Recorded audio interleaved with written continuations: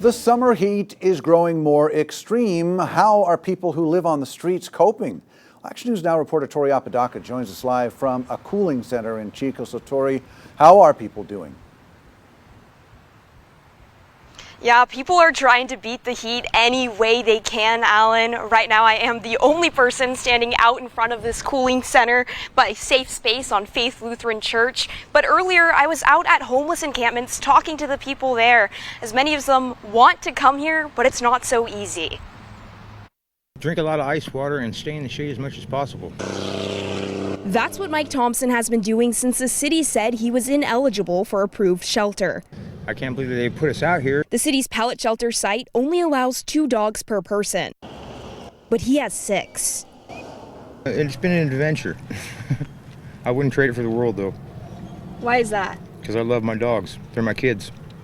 His dogs trying to beat the heat under the cars. The people sticking to their tents. You can see here behind me, this encampment site is not close to any resources. Thompson tells me in order to get water, he comes right here across the street to this church to fill up from their water spouts. There's not much shade down there. Kent Jungling lives near the Lassen bike path where there is another homeless encampment. It's no water, no sanitation. I mean, it must be hard for them. He says the homeless wander into his neighborhood often. No one's actually asked for water, but I know they've been taking it from the neighbors.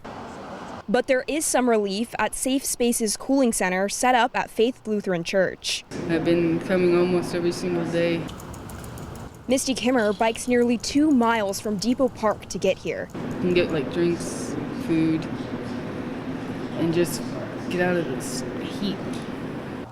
For others like Thompson, it's not so easy. I wouldn't want anyone to have to live out here in this heat and this trash and filth.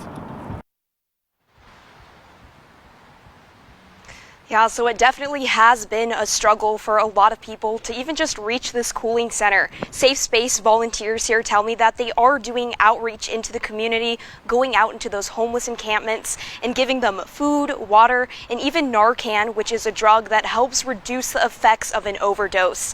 They say they're expecting to see these cooling centers more crowded than they've seen in past weeks. For now, reporting live in Chico, Tori Apodaca, Action News Now, coverage you can count on. Thank you, Tori. The cooling center at Faith Lutheran Church in Chico is open 7 days a week, 2 to 8 p.m.